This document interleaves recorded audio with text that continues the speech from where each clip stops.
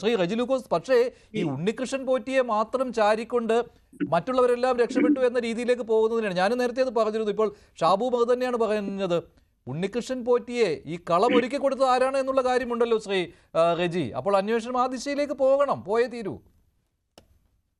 അല്ല, അത് ബഹുമാനപ്പെട്ട ഹൈക്കോടതിയിലല്ലേ? ഹൈക്കോടതി തീർച്ചയായിട്ടും അന്വേഷണത്തിലേക്ക് കിടക്കും. കോടതിയുടെ നിർദ്ദേശപ്രകാരമാണല്ലോ വിജിലൻസ് പോയി അദ്ദേഹത്തിന്റെ ഈ ഉണ്ണികൃഷ്ണൻ പോറ്റി എന്ന് പറയുന്ന വിദ്വാന്റെ സഹോദരിയുടെ വീട്ടിൽ നിന്ന് കണ്ടെത്തിയത്. സഹോദരി എന്താ പറഞ്ഞേ? ഇത് മറ്റൊരു വസ്തു എന്നും പറഞ്ഞ് അവിടെ വശം എന്ന് പറഞ്ഞു. അപ്പൊ ഇവിടെ എന്റെ ചോദ്യം ഇത്രയേ ഉള്ളൂ. കൃത്യം ഇയാളുടെ കയ്യിലിരിക്കുന്ന വസ്തു, പെങ്ങളുടെ കയ്യിലേക്ക് കൊടുത്ത വസ്തു, എങ്ങനെയാണ് അത് കാണാനില്ല എന്ന് പറഞ്ഞ് ഇയാൾ പരാതി കൊടുത്തത്? അതൊരു ബിഗ് ക്വസ്റ്റ്യൻ ഇല്ല, അതിന് മറുപടി കിട്ടണ്ടേ ഇവിടെ? തന്നെയുമല്ല, വളരെ മാന്യനായിട്ടുള്ള പി പ്രശാന്തിനെ മോഷ്ടാവായിട്ട് കള്ളനായിട്ട് ചിത്രീകരിച്ച് ഈ ആഗോള അയ്യപ്പ സംഗമത്തിന്റെ ക്രെഡിറ്റ് ഡീഗ്രേഡ് ചെയ്യാൻ ശ്രമിച്ച ഒരു കുറ്റവാളികളല്ലേ? ഞാൻ ചോദിക്കട്ടെ, ആ 2019 കാലഘട്ടങ്ങളെ കുറിച്ചുള്ള വാർത്തകളൊക്കെ നമ്മുടെ മുമ്പിലുണ്ട്. അത് വിശദീകരിക്കാൻ സമയമില്ലാത്തതുകൊണ്ട് ഞാൻ അതിലേക്ക് പോകുന്നില്ല. ഇവിടെ ദേവസ്വം ബോർഡിനെ പഴിചാരുമ്പോൾ അല്ലെങ്കിൽ ദേവസ്വം ബോർഡിനെ പഴിചാരാനായിട്ട് തയ്യാറാവുന്നവര് ഒരു കാര്യം മനസ്സിലാക്കണം. ശബരിമല എന്ന് പറയുന്ന പരിപാവനമായ സ്ഥലത്ത് ഇടതുപക്ഷം ഭരിച്ച കാലത്ത് ഇന്ന് വരെ ഇങ്ങനെ ഒരു പ്രശ്നങ്ങൾ ഉണ്ടായിട്ടില്ല. ഞാൻ പത്മകുമാറിനെ വെള്ളപൂശാനോട് ശ്രമിച്ചിട്ടില്ല. ബഹുമാനപ്പെട്ട പ്രിയപ്പെട്ട ഷാബു പ്രസാദ് തെറ്റിദ്ധരിപ്പിക്കുന്നു. 2019 ഇടതുപക്ഷമാണ് ഭരിച്ചത്. 2019 ഇടതുപക്ഷമാണ് ഭരിച്ചത്. ഇത്രയും വലിയ ഈ കൊള്ളയെന്ന് നമുക്ക് ഒറ്റനോട്ടത്തിൽ കൊള്ളയെന്ന് മനസ്സിലായി. കൊള്ള സംഘങ്ങളാണ് ഇപ്പോൾ. കാരണം ഇത് യഥാർത്ഥ വസ്തു മാറ്റി മറ്റൊരു വസ്തു കൊണ്ട് വെക്കുക, അതിൽ സ്വർണം ചെമ്പാക്കുക, എന്നിട്ട് തെറ്റിദ്ധരിപ്പിക്കുക, ഇതൊക്കെ ഒരു കൊള്ള സംഘത്തിന്റെ കാര്യങ്ങളാണ്. അത് ഒരാൾ ഒറ്റയ്ക്ക് ചെയ്യുന്നതായിരിക്കില്ല. അല്ലല്ല, അങ്ങനെ കാടടച്ചുമ്പറ്റൊക്കെ ദേവസ്വം ബോർഡിന്റെ പ്രസിഡന്റിനെ ദേവസ്വം ബോർഡിനെ ഒന്നും കളിയാക്കരുത്, ആക്ഷേപിക്കുകയും ചെയ്യരുത്. കാരണം അല്ലെങ്കിൽ എന്താണ് 2019 എന്തിനങ്ങനെ ഉത്തരവിറക്കി ശ്രീ റെജി ലൂക്കോസ്? മനസ്സിലാവുന്നില്ല കാര്യം. ഇത് ഗോൾഡ് ക്ലാഡിംഗ് ആണെന്നുള്ള കാര്യം കൃത്യമായിട്ട് അറിയാവുന്നു.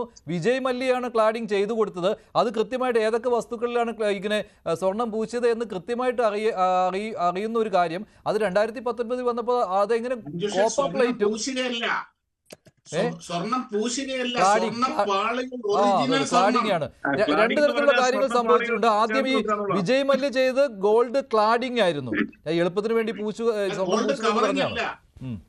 അല്ല, ക്ലാഡിംഗ് ആണ്, അങ്ങനെയാണ്, ഗോൾഡ് ക്ലാഡിംഗ് എന്നാണ്. അതെ അതെ അതെ, യു ആർ റൈറ്റ്. ഞാനിതൊക്കെ പൂർത്തീകരിച്ചോട്ടെ.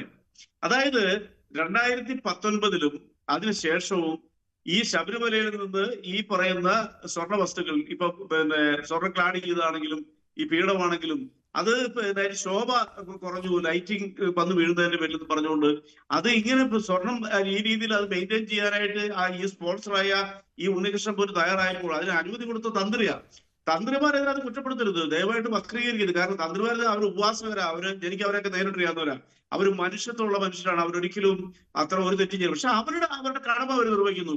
ഇവര് കൊണ്ടുപോയി തട്ടിപ്പ് നടത്തുന്നുള്ള ആ മനുഷ്യർ അറിയുന്നുണ്ടോ? ഒരിക്കലും അറിയത്തില്ല.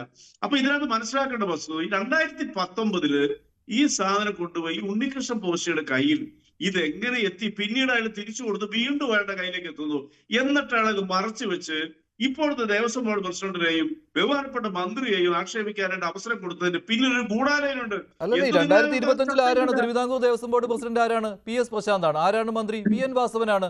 അപ്പോൾ പിന്നെയും ഉണ്ണികൃഷ്ണൻ പോറ്റിയുടെ കയ്യിലേക്ക് കിട്ടുന്നത് ഇവരിയ്ക്കുന്ന ഇതേ കാലത്ത്, ഈ മാസമാണല്ലോ ഇത് സംഭവിച്ചത്. അതിൽ ഹൈക്കോടതിയുടെ ഒരു നിരീക്ഷണമുണ്ട്. If that be the case, there was no justification in detaching the panels alone and sending them outside. ഇപ്പോഴും അങ്ങനെയാണല്ലോ, കേരളത്തിന് വെളിയിലേക്ക് കൊണ്ടുപോവുകയാണ് ചെയ്തത്. The same could have been very well done at the site itself. അതേ പ്രമേസിൽ തന്നെ ചെയ്യാവുന്നതേ ഉണ്ടായിരുന്നുള്ളൂ. ഈ ഗോൾഡ് പ്ലേറ്റിങ്ങിന് വേണ്ടിയാണ് കൊണ്ടുപോകുന്നതാണ് ഇപ്പോൾ പറഞ്ഞിരിക്കുന്നത്. നേരത്തെ ഗോൾഡ് ക്ലാഡിംഗ് ആയിരുന്നു.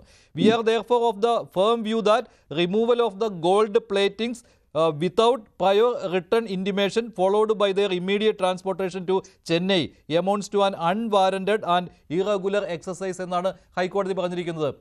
അത് പറഞ്ഞിരിക്കുന്ന ആർക്ക് നേരെയാണ് വന്നിരിക്കുന്നത്? ഇപ്പോഴത്തെ തിരുവിതാംകൂർ ദേവസ്വം ബോർഡ് പ്രസിഡന്റ് അതിൽ കക്ഷിയല്ല എന്ന് എങ്ങനെ പറയാൻ കഴിയും? കാരണം ഈ മാസമാണ് ഇത് കൊണ്ടുപോയത്.